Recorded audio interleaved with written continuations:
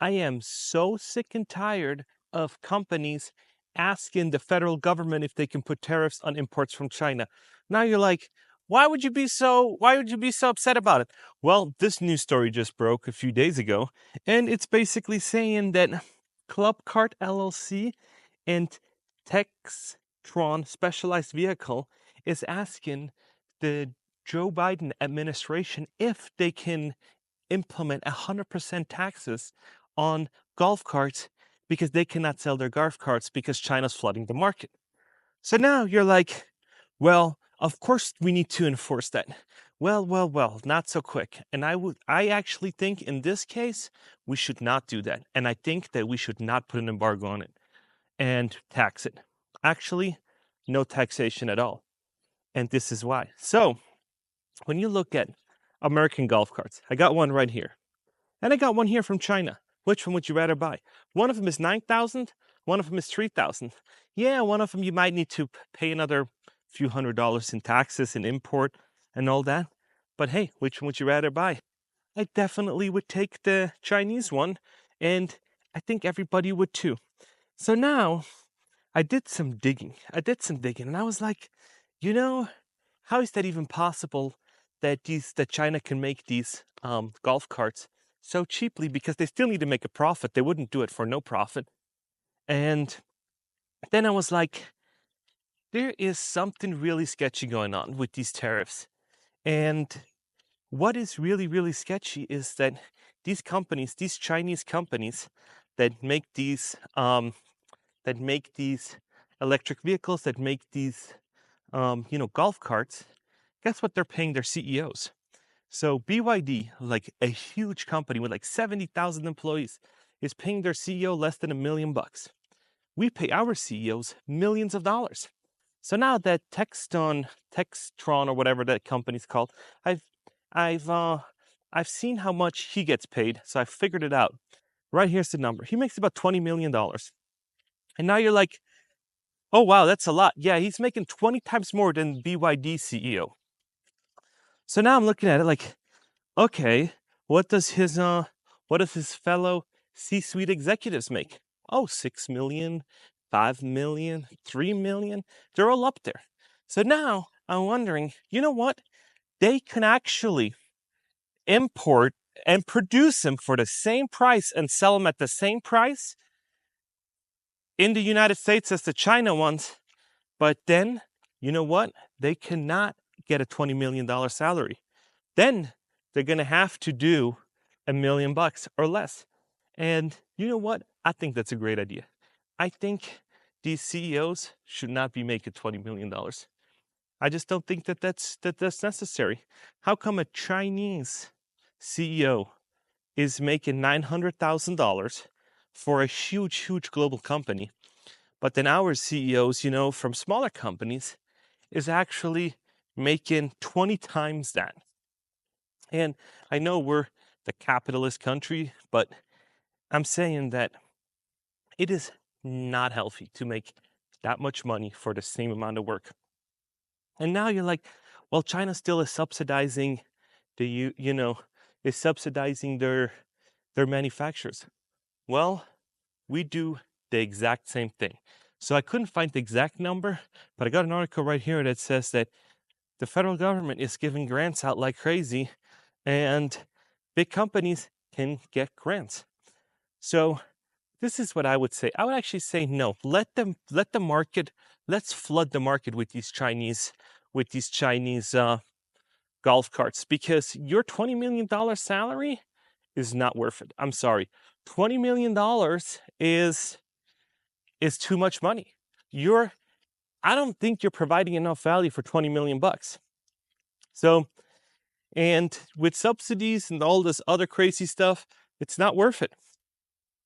You cannot make that much money as a CEO and then ask the government to basically handcuff your competition and say, we really don't like cheap stuff coming in, because then we can't sell our stuff at the super high premium price, and I need to make my $20 million.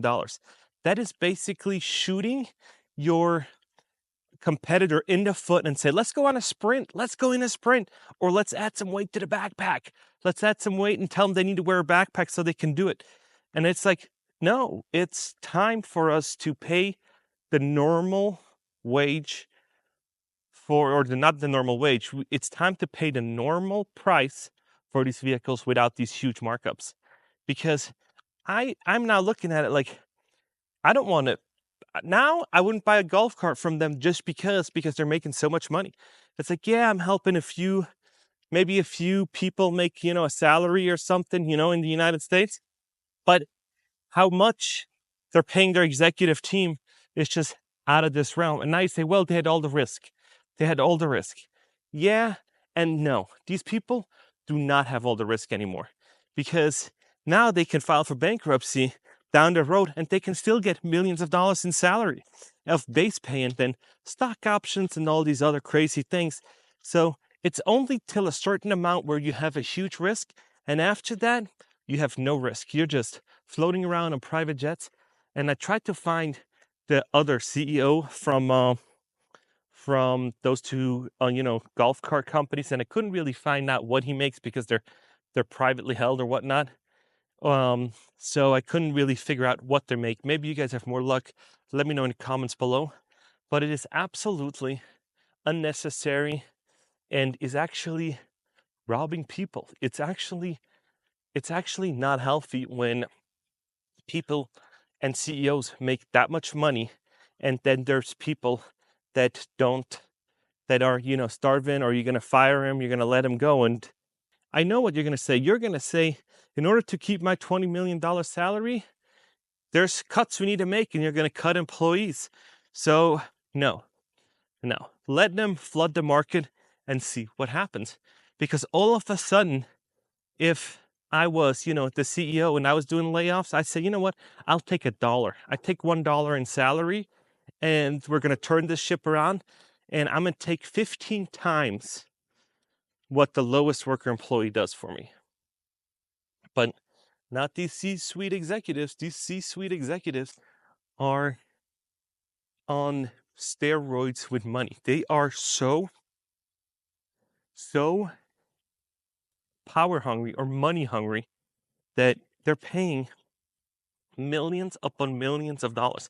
I don't even know what kind of value you need to provide. You need to be, in order for me to grasp the $20 million, I almost feel like you need to be this all-knowing wizard, like this crystal ball where you say, hey, who's going to walk into the office next and at what time? And the CEO needs to say, oh, the next one's John, and he's going to come in at 7:34 and 56 seconds. And there we go. John's walking in exactly at that time, because everything else is just too much money. And I'm curious to hear if you guys also think, because I feel like there's like a value proposition that's not there, right? And when you pay people that much money, they need to be high performing. And now I also did a calculation, and I said, if they'll take 15 million or 20, and you cut all these salaries from these executives, you cut the salary to $1 million each, then you still have enough money. You still have like $20 million left to actually cut your carts down for a few $1,000s each, right? And you probably still make money. So you still make macro profits. So you can then all of a sudden start competing, because you have $20 million more to actually get your carts, certified, and, you get them built, and you can invest in making them cheaper, doing automation, and do the right things, invest, get the cost down, do all that. But not when you're making that much money. Not when you're making that much money. It's just not in the realm of possibilities. So then I got to thinking, they're crying and they want the tariffs, right? How great would it be for us as small employees to unite and say, you know what, we're going to, almost like a union, but way more powerful, where we just go to the government and say, you know what, we're forcing the employer to pay double. We're going to force the employer to pay double or triple, or we're just not going to do it. And there's unions, I know, I'm going to say, yeah, there's unions, but I feel like that is not how the government is. Because when you tell the government and you lobby and you do things and they're going to put these tariffs on, then it's kind of done, right? Because then you can sell your products high. There's, you got to do it right. And I hope, I have my fingers crossed that they're going to figure out a way how they make the factory in, Mexico or whatnot, and then figure out how they can still import them into the United States. Because I feel like $4,000 or $5,000 for a golf cart seems enough. I don't know why I would pay $9,000 for an American one if I can get a $3,000 one from China. And now my only thing is it hurts the people that put them together. And yes, it does. But guess what? There's going to be mechanic shops. There's going to be other stuff that you can do. And I think, deep down, I actually think if there's going to be more competition, you need to price them right. You need to source the products right. And you need to invest in efficiency. You don't need to let your employees go. You just need to make your product more streamlined. Innovate. Be like a more luxury high-end brand. Do more, um, do better, marketing, come up with a better design. Your design is absolute garbage.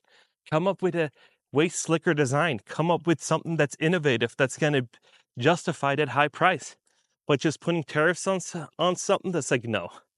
That's like having two pizza shops competing next to each other, and you go to the city mayor, say, hey, we need to increase that guy's sales taxes by double or triple. So that guy's pizza is, instead of like $9 for one or $20, it's going to be like 30, 40. And then you're like, ha ha, I'm good.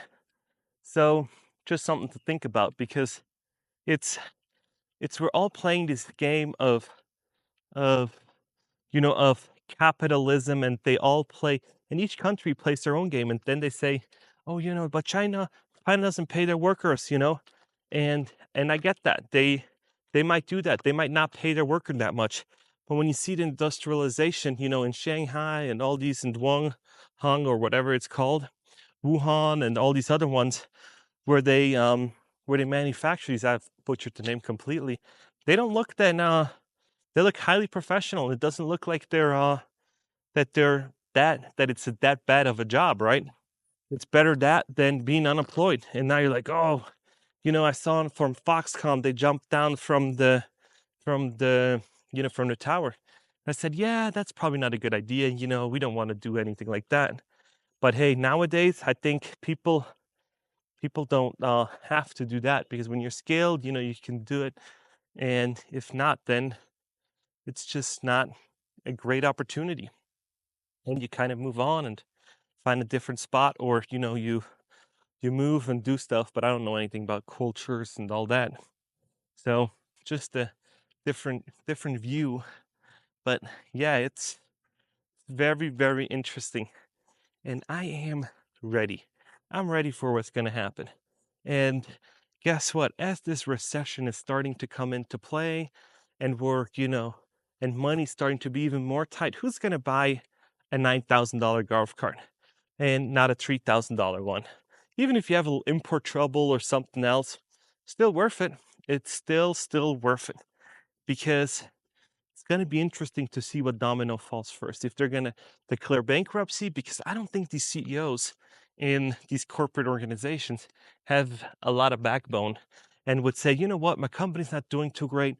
Let me just cap my salary. I've made $20 million for the last 5-6 years. So, made a few $100 million over the lifetime. So now I'm just going to, have enough money to live for my family for a few years. So I'm just going to step back and not take a salary. I think what happens is they cut the people that actually doing the work so they can increase their salaries. And then they're like, haha, I just won. You guys just got played. So yeah, it is tragic when you really have to think about it. And tariffs, Switzerland also puts tariffs on vegetables. I know that. So in season, when Swiss apples and Swiss products or Swiss food is in season, Switzerland puts a 200 to 300% tariff on imports just during season, so that local farmers have the opportunity to sell their crops and all that for a reasonable price, right? And then after that, you can import your strawberries, and you can do it at a cheaper price, so you have strawberries year round, right? So what that does is that during season, when strawberry seasons, Swiss strawberries are a little bit cheaper than strawberries from somewhere else because they're so much more expensive, right? And then you're like, oh, let me just grab the Swiss stuff, and these other ones aren't that desirable because they're such higher price, right? And now, when we look at manufacturing for golf carts, you can't really do that. But charging that much charging that much more money for it is just crazy. And I bet you can get that cost down. You can get that cost down and still be profitable. And what I never understood, one of the things I never understood is, even with cars, and maybe you guys can help me out, is why don't they just make a top of the line car? Like a car that has everything, if that's the only model you can buy. Has the big screen, has the touch screen, heated, cooled seats, all that, and not sell anything else. Just sell that one car and make one golf cart that is like top trim level, and you just add seats and no other stuff. Touch screen, everything, and all that kind of stuff, because they upcharge you. But it doesn't cost them more if you could buy so many more pieces, right? Instead of buying 2 iPads, because you have 2 special orders with iPads, you order 500 because every one of them has it, or thousands of them because that's how much you're going to sell, right? And then use the same products for different lines, right? So you use the same tablet for all your lines up, right? You source it once and you do it right and do something like that. So I never understood why they don't just do the highest trim everything and just be like a more like elite brand. But maybe you guys know, and let me know in the comments. But yeah, these tariffs on these golf carts, not a fan. Not a fan. I don't know why I should pay $9,000 so the CEO gets a $20 million paycheck a year. And I know some of it's stock options and all that, but still, it's way too much. And if you agree with me, let me know. And if not, I'm also here for it. So, interesting times we're living in. Still in Las Vegas. It's now like 100 out. It's a gorgeous night though. It is super gorgeous. And yeah, I need to run because there's a car coming. So yeah, if you have any questions, let me know in the description or let me know in the comment section. If you're still watching, like and subscribe. And in a few days, I'm in Switzerland, so I'll show you some videos from Switzerland. And this is North Las Vegas. And I am out, and I'll see you in the next one.